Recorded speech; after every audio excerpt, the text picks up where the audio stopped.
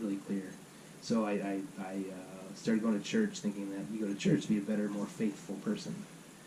And I realized, well, part of that is true, but like I can't make myself better through being more faithful. I needed one who, I needed a Savior who had actually lived for me. And so that's when I heard about Jesus and what he did, and it just clicked finally. I'd heard it many times, whether growing up or after college when I started going to church. But then I just got to that moment where I'm like, okay, I'm not good enough.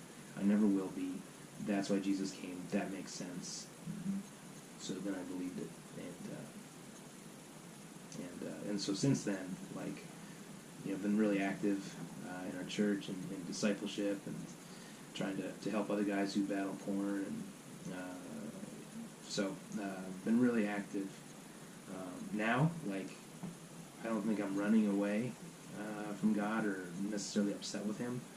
I'm not really asking questions. It's more just like I don't even have time to think about that.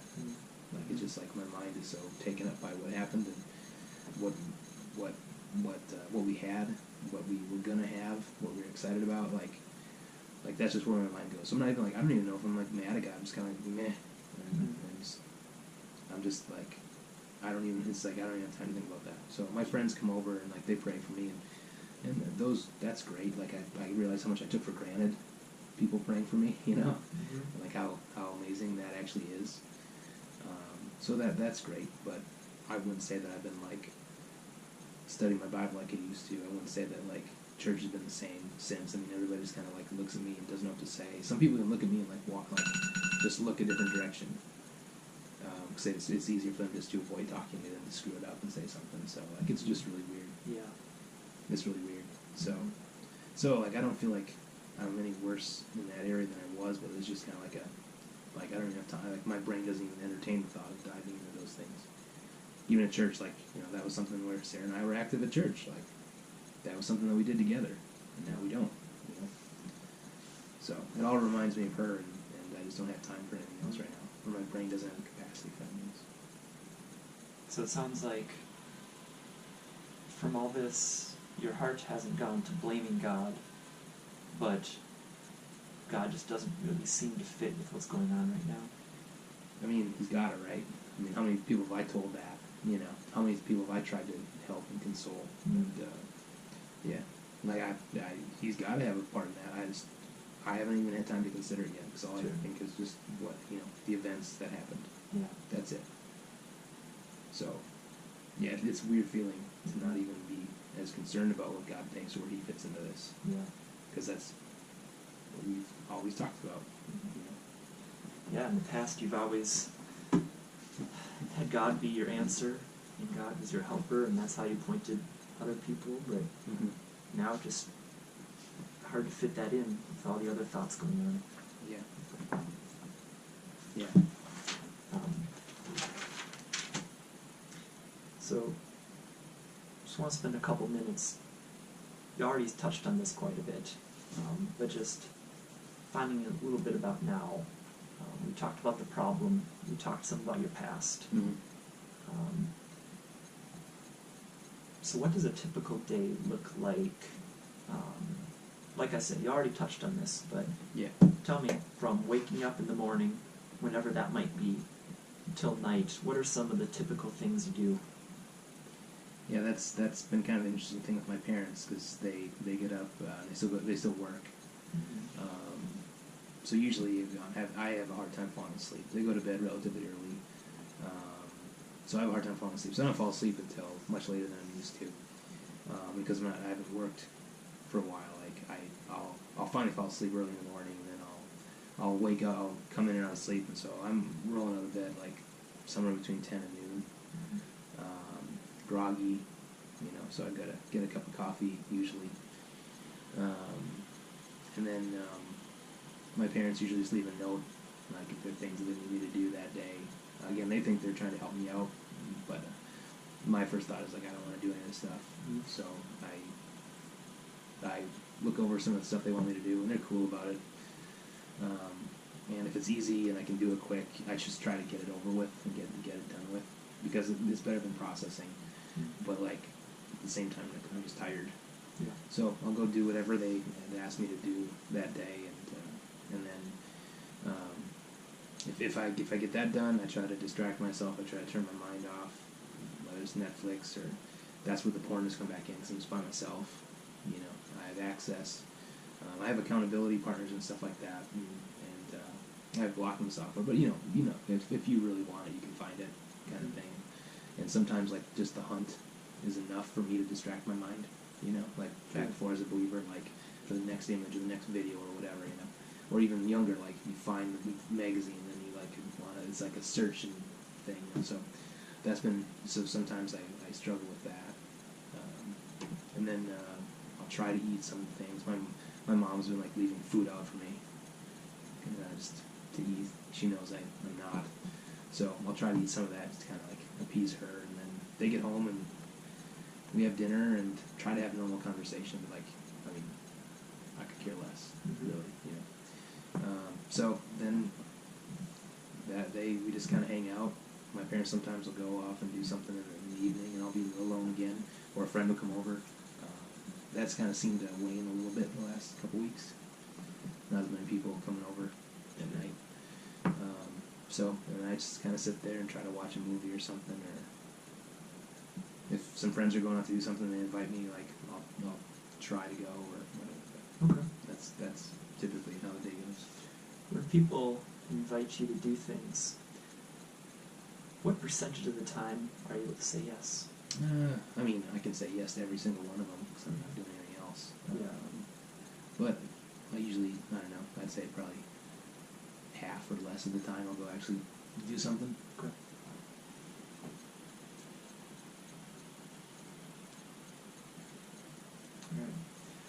All right. For the sake of time, please not to go forever. I'd like to transition. We're going to take a mental status examination. It's just a procedure we have to do here at Martin Lindstrom Counseling LLC. Sounds technical, Doc. It does sound technical. Some of the questions might seem kind of strange, Okay. but we'll go through them. Some of them might be easier, some might be more difficult. And we'll just see how that goes. That's a big book to go through. It is. Starting on page 1. Page I in the introduction. So, sorry. So, I'm going to start a formal method of getting to know you, asking some questions. And as we go through this, feel free to ask me any questions you might have about what we're going through. Do you have any questions for me just before we begin? No. Okay, sounds good. So, what is your full name? Josh Robert Smith. Thank you, Josh Robert. And what is today's date? Today is April 4th, 2019. Okay. What day of the week is today? It's a Thursday. Do you know what season it is? It's spring.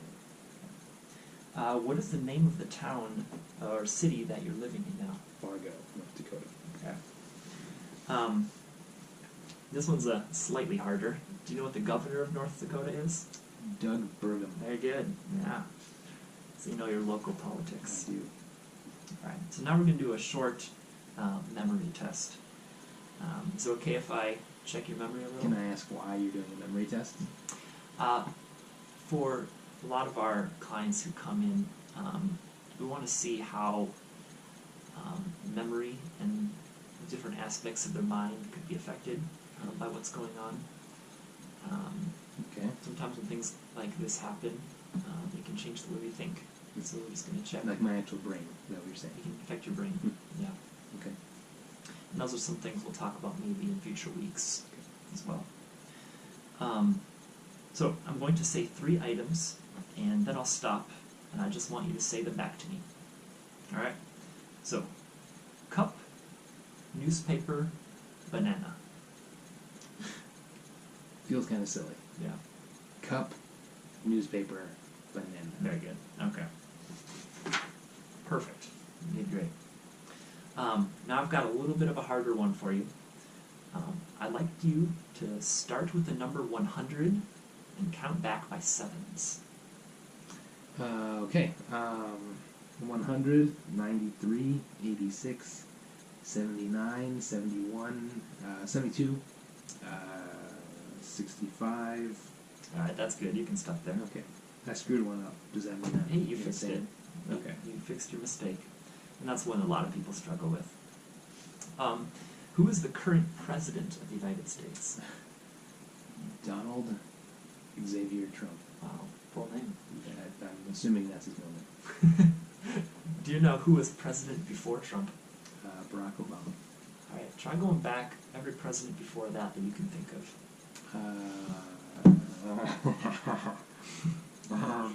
I did not know. I did not know this was a U.S. World History exam time. We want to see if you were paying attention in school. So, Trump, Obama, Bush, Clinton, Bush, Reagan, Carter. Was it the Michigan fan, the guy who loved Michigan football? And then it was Nixon, Kennedy. You can stop right Nixon, there. Johnson, Kennedy. There you go. Good. Sorry. You missed Ford, but you did really well. Ford, that's the guy who loved Michigan football. Michigan won. There we go. All right, so your memory looks like it's doing really well. Now we want to. What if it wasn't doing well? If it wasn't doing well, Mm-hmm. that might just be something that we look into more as we go. Do you see that a lot? Do I see that a lot? Trauma? Sometimes. Okay. Sorry, keep going. That's okay. No, we like these questions to come. Okay. Now we're just going to talk more about your mood and effect. And as we've talked, this is one that's obviously going to maybe have a different result in memory. Mm-hmm. How do you feel right now, in this moment? I don't know. Awkward. Sure. I told you. I already, told you I wasn't like. If it wasn't for my parents, I wouldn't be here. Yeah. So I don't know. Today I woke up kind of, nervous about this or unsure of what it was going to be like. Mm-hmm. So, I was annoyed. I've referred other people to go get counseling, and now here I am. Sure. So I don't know, annoyed. I don't know, maybe a little inadequate, just because I know I can't deal with this myself. But like I have before, through anything else I have. So I'm just like, I don't know. Mm-hmm. I don't know. I'm just kind of annoyed and inadequate. Sure. I guess. So we mentioned awkward, annoyed, inadequate. Yeah. All right. So if you had to rate your mood right now, with 0 being the worst possible mood you could have, like 0 meaning you're totally depressed and you're just going to kill yourself. Whereas 10 would be the opposite. 10 would be the best possible mood. You just want to go outside and start dancing in the street. What rating would you give at this current moment?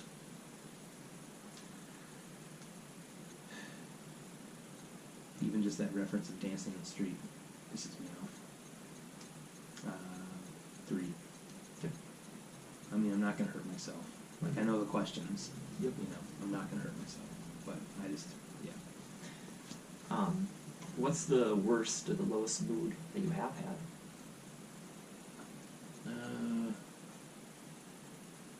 The first, 48 hours, were just kind of whirlwinds. I think the review and the funeral service, I was probably a 2. Mm-hmm. Sure. So the worst was a 2, and now you're at a 3. Yeah. So it's been pretty low. You put me into a 3. Sorry, I'm being a jerk. Never mind. Forget that. And thank you for being honest with me. So if I put you at a 3, how were you doing before? Before you came in here? Probably not much better, if I'm honest. Sure. 4, how about that? Alright, sounds good. Thanks for being honest there. Yeah. I'm sorry, man. I understand. You've had a lot going on. You don't need to apologize for honesty. That's what we want to hear here.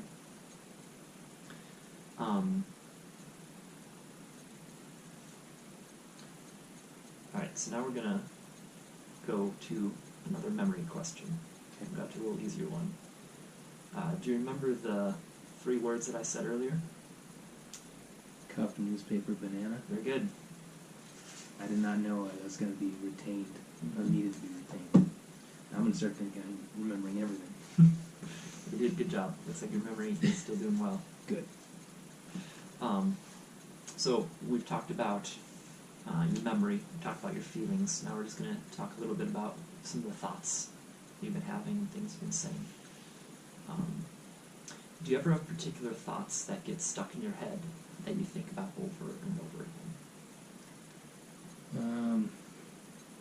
I mean, the images of what happened, because it all happened like right in front of me, like Sure. 30 yards away or something.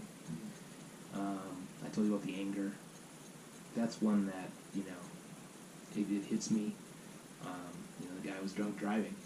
You know, like, everybody hates that. Mm-hmm. I hated that. You know, I've done that, you know, when I was in college. And, you know, so I've done it. I hate it. You know, but the anger comes when it's like, why? And then, you know, that dissipates. It takes a couple minutes, but it dissipates. The thoughts that stick in my head are just, you know, we're not all that far away from our wedding, and it was starting to become real. You know, like you're planning, and you got venues and invites, and people are RSVPing and not RSVPing and everything, and you know, planning bachelor parties and bachelorette parties and all that stuff, and you know, the thoughts of what we were working on and we're going to have, and just those are the things that I think, those are the late night thoughts that keep me up. Yeah. You know. Thoughts of what could have been. Yeah. Thoughts Yeah. of anger. Yeah. Sure. Yeah. Those are the anger stuff is more in the daytime when I'm just kind of, you know, sitting on the couch, and you know, maybe I looked at porn and so I'm just pissed off in general, and then, you know, then I think about the guy, and you know, then that anger kind of carries over to him. Are there any ways you've managed to get those thoughts out of your head when they start circling? I mean, practically, this guy's, you know, his trial came and went. You know, he was convicted. He's in jail. But he's going to be out again. So I know that justice has been served in some ways, you know. And I know that, like, I know that I'm not going to go kill the guy.